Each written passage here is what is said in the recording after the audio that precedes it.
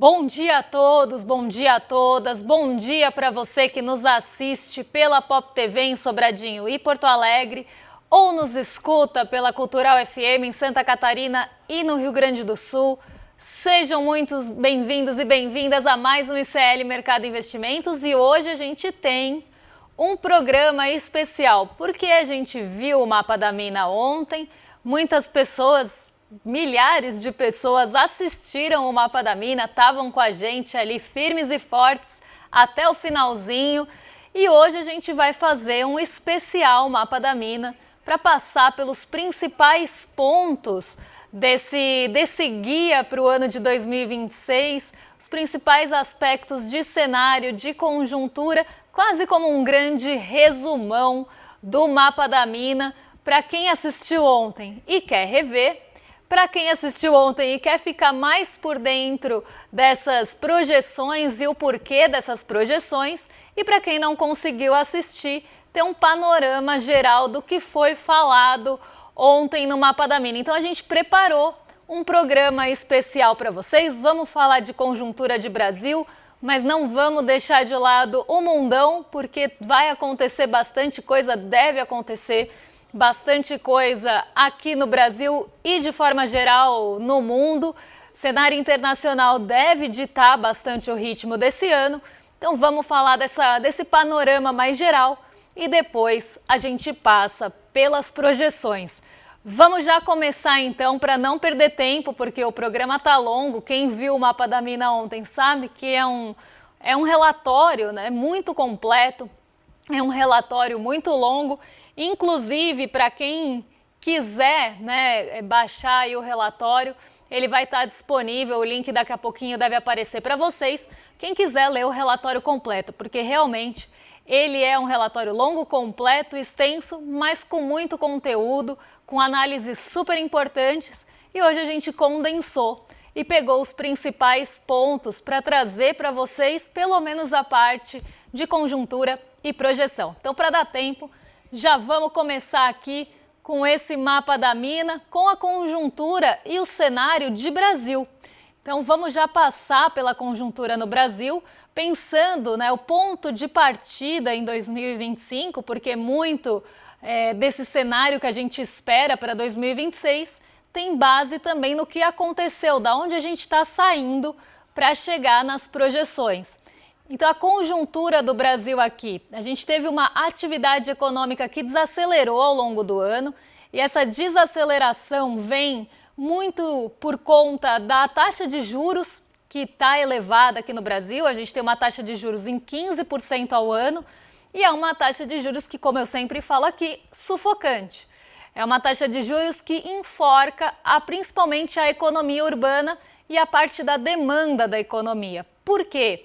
Porque se você tem uma taxa de juros alta, o que você espera? Que haja menos consumo, que as pessoas vão ter menos crédito disponível, que a renda pode começar a desacelerar, a massa salarial pode começar a ficar não tão disponível e a gente vai chegar nesse ponto. Até se quiserem deixar aqui de apoio, o pessoal pode deixar para o pessoal de casa aí acompanhando aqui comigo. Então, você tem essa expectativa diante de uma taxa de juros que o lado da demanda vai ficar mais sufocado. Só que tem um outro ponto que também acaba mexendo com as expectativas e por isso a desaceleração. Quando você tem uma taxa de juros alta, primeiro que você já tem uma escolha a fazer. Tem ali a taxa de juros a 15% que você pode ganhar sentado num título público Selic, que tem o menor risco, que é considerado inclusive a taxa livre de risco aqui do Brasil, e com liquidez de poder resgatar a qualquer momento e levar o rendimento do período, sem grandes movimentações, sem grandes oscilações, sempre corrigindo a Selic diária. Então você já tem essa possibilidade de ganhar 15% sem risco. Como você vai colocar o seu dinheiro na produção, e aqui pensando do lado de investimento mesmo, de aumento de capacidade produtiva, de instalação de fábricas, que a gente vai falar daqui a pouquinho, como você vai colocar o dinheiro em risco se você espera ou se você tiver a expectativa de ganhar menos do que 15%? Então esse é um ponto que já começa a trazer uma incerteza em relação ao crescimento.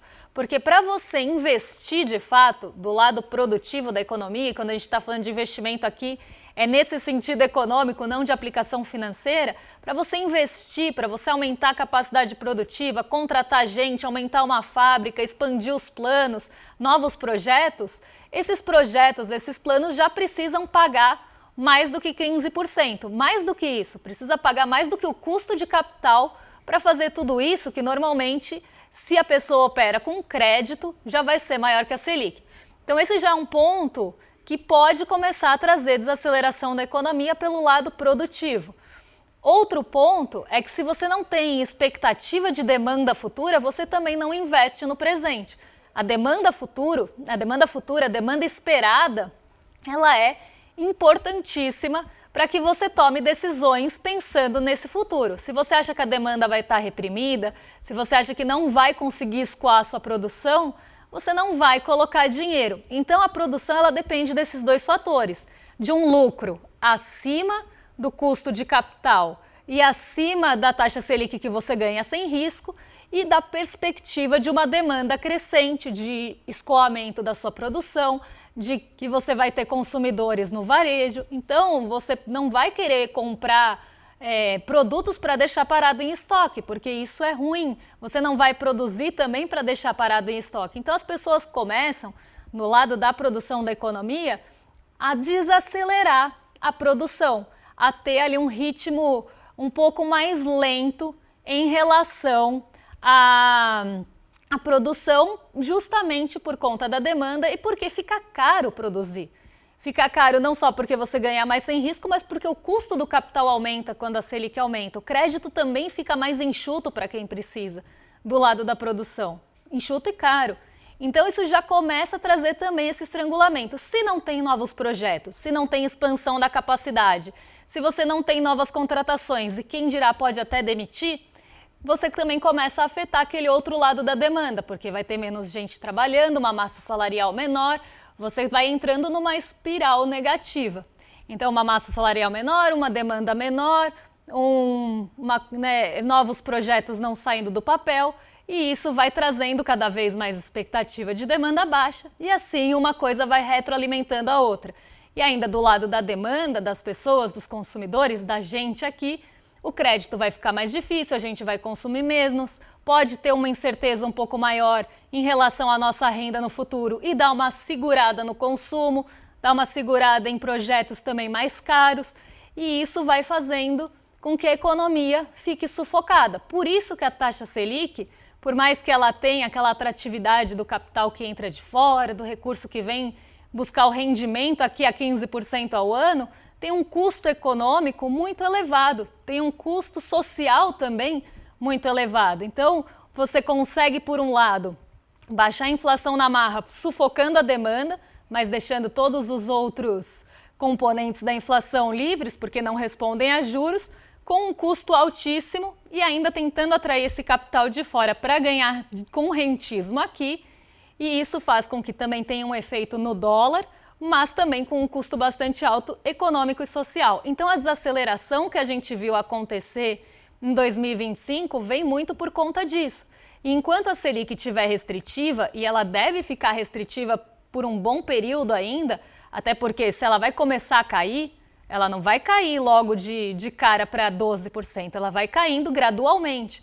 E ainda que caia para 12%, vamos combinar que ainda é uma taxa muito elevada. Ainda é restritiva. É que hoje a gente está num patamar muito restritivo, mas 12% ainda é também restritivo, ainda é impeditivo. Claro, não tanto quanto 15%, mas ainda assim é um entrave e acaba dificultando a economia de forma geral. Mas vamos continuar aqui pelo nosso contexto, porque uma coisa está ligadinha na outra. Pode voltar ali no que a gente estava mesmo? A gente já fala da confiança na indústria.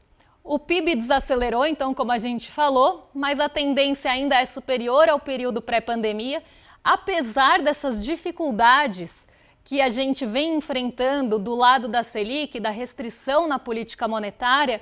O PIB está respondendo com essa desaceleração, os setores estão menos confiantes, a gente vai ver daqui a pouquinho, mas também a gente ainda está no período, acima do período pré-pandemia. Por quê? Existem ainda algumas tentativas de estímulo, principalmente do lado da demanda. Por exemplo, Desenrola tentando deixar mais renda na mão da população, a isenção de imposto de renda, que também deixa mais renda disponível, porque você deixa de pagar aquele imposto e isso vai ficar na mão do trabalhador e vai girar a economia. O aumento real do salário mínimo e as melhores negociações salariais, que também deixam mais dinheiro disponível para as pessoas gastarem e ainda continua com algum estímulo. Se a gente não tivesse isso, a gente estava lascado, porque aí sim a demanda ia estar cada vez mais reprimida. Ela está um pouco reprimida, mas essas tentativas de estímulo, deixar dinheiro ali na mão do trabalhador, fazer com que o trabalhador renegocie as suas dívidas para pagar mais barato e poder ali gastar um pouco mais, tudo isso ainda estimula um pouco a demanda. Então não estamos numa situação tão ruim quanto poderíamos estar, mas a Selic é um fator preocupante. E o investimento em capacidade instalada, falando aqui em capacidade de, por exemplo, indústria, a capacidade que está ali sendo utilizada, instalada e utilizada, porque também tem a capacidade ociosa, ela também está arrefecendo. Então as pessoas estão investindo menos, deixando mais capacidade ociosa para não produzir mais do que a demanda pede, para não deixar estoque parado, para não ter esse gasto desnecessário em um cenário que você acha que a demanda não vai dar conta. Então, o investimento em capacidade instalada também arrefeceu. Pontos de alerta aqui. Inclusive, agora sim, a confiança da indústria é a pior de todas na sondagem da FGV, justamente porque a indústria depende de que os estoques sejam realmente desovados, que os estoques sejam vendidos para ela produzir mais. E ela não vai aumentar a capacidade, pode colocar aqui o de estoque, o de confiança, ela não vai produzir mais se ela acha que ela não vai conseguir escoar aquilo. Então a indústria, ela é uma das primeiras que sofre realmente, porque ela precisa dessa expectativa de demanda, ela precisa de uma estabilidade para produzir mais. Não é barato produzir na indústria, ainda mais com uma Selic a 15%. Então a capacidade da indústria já vem mostrando essa perda de fôlego. A indústria está produzindo menos e, consequentemente, lá no final, o varejo pode começar a vender menos, você vai ter também ali a construção que pode sofrer com taxa de juros alta. A gente viu a confiança do comércio cair por vários meses, justamente porque o varejo também sofre. Se tem menos crédito, o varejo também sofre. Então é um cenário, a gente parte de um cenário que tem os seus problemas, principalmente pautados pela Selic, mas que ainda a gente consegue não estar num buraco tão fundo, não estar numa situação pior, por conta dos estímulos que existem em relação principalmente à renda e também à renda disponível de certa forma. Mas já vamos aqui passar para o nosso próximo painel, para o pessoal de casa sempre acompanhar aqui comigo, porque senão eu vou ficar falando, o povo vai ficar perdido aqui, é muita coisa e o apoio visual aí vai fazer total diferença. O desemprego. Falando já da parte de mercado de trabalho aqui, para que a gente já entre nessa parte de renda e trabalho. Desemprego está no menor nível histórico, apesar de todos os sinais que vêm de PIB desacelerando. A gente tem também um cenário ali de confiança um pouco abalado em alguns setores. Mesmo assim, temos um desemprego baixo aqui no Brasil. Claro que tem todo o papel da informalidade. Eu sempre falo que o melhor dos mundos seria desemprego baixo, com baixa informalidade e com aumento de renda real. Esse é o Dream Team de todo mundo, o time dos sonhos.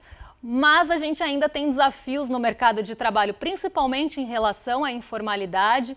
É algo que a gente precisa melhorar no nosso mercado de trabalho, porque o trabalho informal ele traz vulnerabilidades também econômicas, não só para as pessoas, mas para o país também. É um desafio que a gente tem pela frente. Mesmo assim, temos que comemorar porque o desemprego está baixo em um ambiente bem desafiador. É um ambiente que traz muitas incertezas e o desemprego baixo, ele vem trazendo melhores condições de negociação para o trabalhador, que aí já podemos até colocar aqui o próximo slide.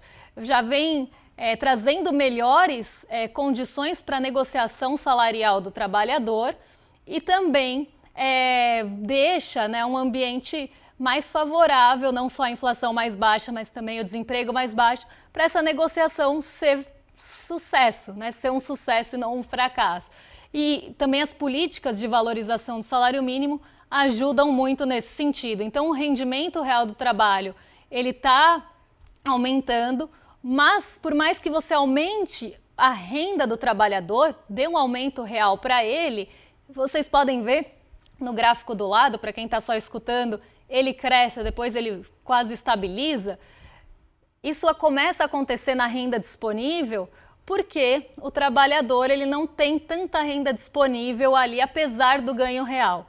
E isso vem por uma série de fatores, inclusive a taxa de juros que a gente estava falando até agora. Eu comecei falando dos juros porque vai permear muito desse cenário de 2025 e dessa perda de ritmo, dessa perda de fôlego de alguns setores e também da renda disponível, porque fica caro realmente você tomar um crédito a 15% de Selic, a gente está falando de Selic e taxa básica. Um crédito para as pessoas físicas não são disponíveis a 15%. Então esse também é um ponto de atenção, porque a renda do trabalho está aumentando, mas a renda disponível não na mesma proporção. E renda disponível, é o que eu estava falando, é dinheiro na mão do trabalhador que vai girar na economia, porque a gente gasta tudo que ganha, porque somos proletários. Então a gente gasta realmente tudo que ganha e isso que gira a economia. Por isso que eu estava falando lá no começo dos estímulos da demanda que vem por essa tentativa de deixar mais renda na mão do trabalhador, mais renda disponível, para evitar esse gráfico aqui que a gente viu do lado, aqui para quem estava assistindo, eu acho que do lado direito da tela, que era o gráfico laranjinha. Outro ponto de atenção é a inadimplência. A inadimplência, do lado esquerdo, né, gente? A inadimplência, ela também vem como um problema a ser combatido aqui no Brasil. O Desenrola fez um papel importante em relação a isso, mas a inadimplência vem aumentando principalmente porque os juros são muito altos. Não é o contrário, tá, gente? Eu sempre combato isso porque muita gente no senso comum fala: os juros são altos no Brasil porque o Brasil é inadimplente, o brasileiro não paga as contas. Contrário, tá? As pessoas não conseguem muitas vezes pagar as dívidas porque os juros são impagáveis aqui no Brasil. E isso é reflexo também da concentração bancária e de uma Selic muito elevada. Então a inadimplência aumentando também deixa menos crédito e por isso o Desenrola teve um papel importante no ano passado para tentar desenrolar essas dívidas e deixar também mais renda na mão do trabalhador. Notícia boa é que a inflação atingiu o menor nível desde 2018, então temos aí uma inflação arrefecida nesse ano de 2025 e início de 2026, e o ponto positivo também, principalmente do meio do ano, é que a inflação de alimentos baixou. E isso também consome menos orçamento das pessoas. O orçamento das famílias vai muito para alimentação e contas básicas. Se você tem uma diminuição no preço dos alimentos, também fica mais renda disponível para o consumo. E, como sempre, ano de 2026 vem aí com um cenário político e eleitoral muito importante. Aqui no Brasil a gente vai ter um processo eleitoral e eleições muito importantes nesse ano, e isso deve também trazer um pouco mais de movimentação e incerteza para o mercado. Isso já pensando no mercado financeiro, porque ano eleitoral é sempre um ano mais especulativo, é sempre um ano de projeções também que favorecem essa especulação. Todo mundo quer fazer a sua projeção, muitas expectativas são criadas e elas quase andam sozinhas, e aí você tem todo esse cenário permeando aqui o cenário doméstico do Brasil. Lá fora a gente nem fala, né? Nem se fala, porque as tensões geopolíticas elas estão cada vez mais aí tensionadas. Desculpa o pleonasmo aqui, mas essa corda ela está cada vez mais esticada e isso também gera muita incerteza, porque na história recente fazia tempo que a gente não concentrava tantas questões geopolíticas, climáticas ao mesmo tempo. Já dando spoiler aí para os próximos embasamentos, próximo contexto aí que já pega mais essa questão geral das mudanças climáticas que vem afetando. Não tem como falar de economia sem falar de mudança climática. Muito da inflação, inclusive, vem dessa mudança climática. A inflação de alimentos, não pensem vocês que acontece por mágica, por Selic alta ou baixa. Inflação de alimentos, principalmente quando a gente teve quebra de safra em 2024, ela veio por questões climáticas, chuvas excessivas, secas excessivas, o gado que estava ali magrinho por conta também das secas que estavam acontecendo. A gente tem as plantações encharcadas, muita quebra de safra, o café sofrendo muito, tendo que abortar seus frutos para tentar sobreviver, péssima qualidade dos grãos. Isso tudo é consequência de um próprio agro devastador, eu sempre falo disso. Um agro que queimou a rodo, um agro que devastou a rodo e agora está sofrendo as consequências das suas próprias atitudes. O problema é que isso pega no nosso bolso. O problema é que alta de alimentos, embora eles tratem como commodity, para a gente é comida. Então é a comida muitas vezes que fica mais cara por questões climáticas causadas por um consumo e uma exploração desenfreada da nossa terra. E da Terra planeta aqui, falando do nosso planeta. E isso traz consequências que acabam impactando a nossa vida e a economia de forma geral também. Tem uma possibilidade de escalada dos conflitos geopolíticos, inclusive temores de escalada dos conflitos nucleares. Isso é uma preocupação que deve continuar permeando o ano de 2026, catástrofes climáticas que eu já falei, a guerra comercial entre as duas maiores potências econômicas do mundo. A gente está falando da queda de braço entre a China e os Estados Unidos. Isso deve continuar também presente nesse ano e pode até se acirrar dependendo de como essa escalada vai continuar e envolvendo outros países. Donald Trump, como eu sempre falo, é imprevisível, ele é temperamental, muda de ideia muito rápido, eu falo que ele é mais volátil que mercado de cripto, porque ele começa de um jeito e termina o dia em outro.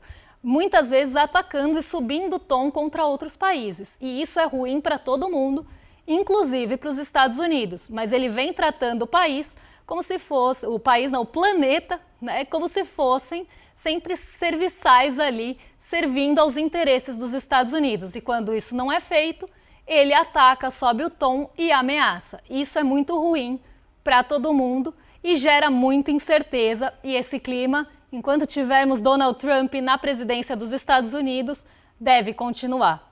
Outro risco que vem permeando o nosso ano de 2026 é o estouro da bolha de ativos de tecnologia. Existe, e por muito tempo existiu, uma expectativa muito grande em relação aos avanços tecnológicos e ao crescimento do setor de tecnologia, como se ele fosse linear ou até exponencial. Ele fosse crescer ali sem limite. Só que as coisas têm limite inclusive de componentes, tem limites se a gente pensar até no fornecimento dos materiais para esses componentes, tem os próprios limites travados pelas guerras comerciais. Então, esse crescimento, ele não vai ser ao infinito e além. Ele vai ter alguns limites, mas por muito tempo as pessoas estão sempre esperando que as inovações elas continuem sustentando esse crescimento explosivo da tecnologia.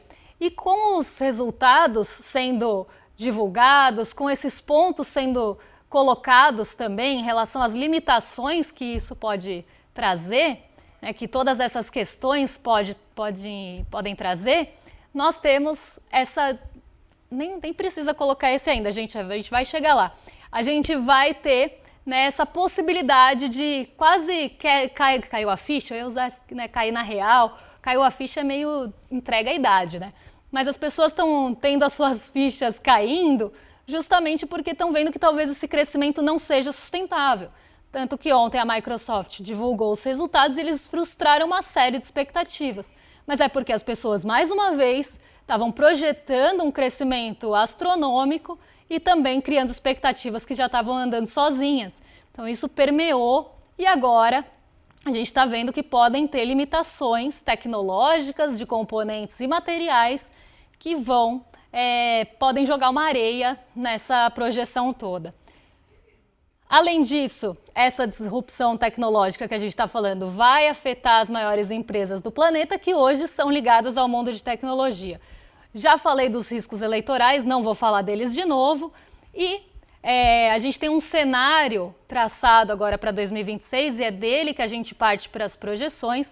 Talvez a gente faça as projeções na segunda-feira com vocês, mas a gente já tem um cenário que aponta, né, para uma crise que pode trazer a reprecificação de alguns ativos, principalmente esses ativos que ficaram muito inchados, muito inflados nesse período.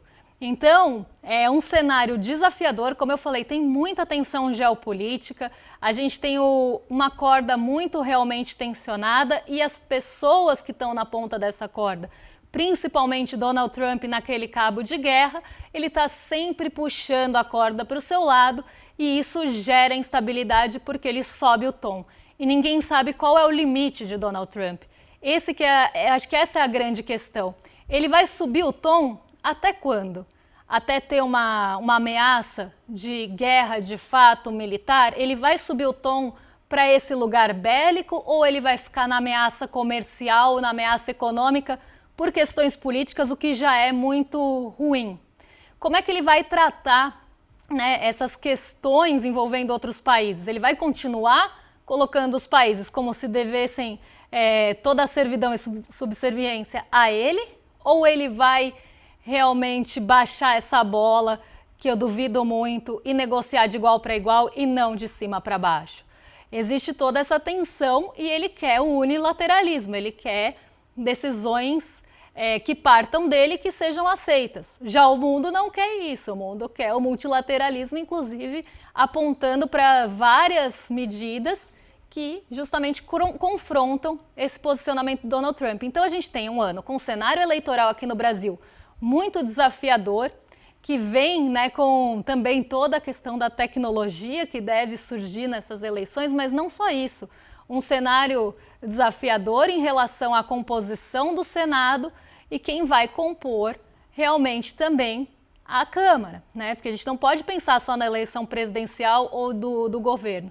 A gente tem que pensar nos poderes ali e também nas outras esferas desse poder, não só no Executivo Federal, mas também no Legislativo, que é super importante e muito importante para pensar em qualquer possibilidade do Executivo Federal.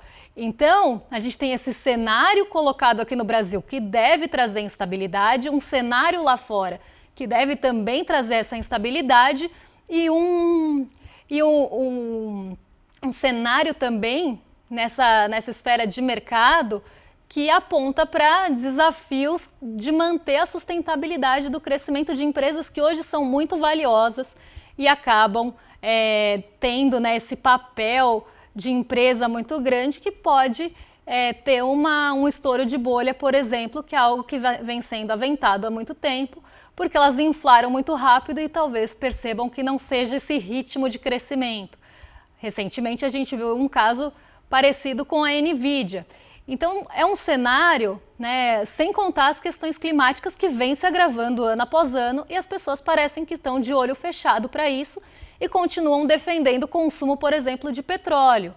Então a gente está num cenário bem, como eu diria, economicamente desafiador e de geopolítica com muitos riscos, sem contar o cenário político eleitoral. Então é um ano que as previsões também acabam ficando um pouco menos otimistas do que a gente tinha no ano passado. E eu vou contar essas projeções para vocês na segunda-feira. Então fiquem ligados, dado todo esse contexto e todo esse cenário, na segunda a gente vai falar das projeções. Mas se você quiser ver o nosso mapa da mina completo, o replay está liberado para vocês em iclmercado.com.br ou aqui no QR Code no cantinho. É só apontar, se inscrever ou entrar no link e se inscrever para poder ter acesso ao nosso mapa da mina completo, que foi fantástico, foi um show. É muito difícil que a gente tenha um material como esse gratuito e a gente disponibiliza para vocês. Não quero mais tomar o tempo dos meus vizinhos de cima, já vou rolar aqui para cima, arrastar para cima, porque a Laura Corcho e o William De Luca estão prontos para receber vocês. E eu volto na segunda com as projeções e previsões para 2026, diante desse cenário que não vai ser nada fácil. Um beijão e até lá! Uau, que evento foi o Mapa da Mina! Dezenas de milhares de pessoas aprendendo de uma maneira super simples, super fácil o que está acontecendo nos mercados, o que está acontecendo na economia do Brasil e do mundo. E aprendendo também como elas podem navegar, seja com seus investimentos ou com seus negócios, nesses momentos de incerteza, nesses momentos de turbulência. Foi maravilhoso e os comentários não param de chegar. Era um evento que não teria replay, mas muita gente está pedindo para assistir de novo, para fazer mais anotações, né? E também para chamar amigos e amigas para assistir. Se você quer aproveitar essa chance, a gente liberou o replay do Mapa da Mina por um período bem curto, mas dá para assistir ainda. Assiste o replay e tenha uma caminhada muito mais segura nesse mundo das finanças e dos investimentos. No ICL, o conhecimento transforma realidades. São mais de 300 cursos com alguns dos maiores nomes do Brasil, em economia, política, filosofia, história, finanças pessoais, autoconhecimento e muito mais. Aqui, cada aluno faz parte de um projeto único, 100% independente e financiado pelos próprios estudantes. É graças a quem se torna aluno que o ICL existe e o jornalismo livre chega até você. Se inscreva agora em icl.com.br e torne-se aluno. Estude, apoie e faça parte da revolução do conhecimento.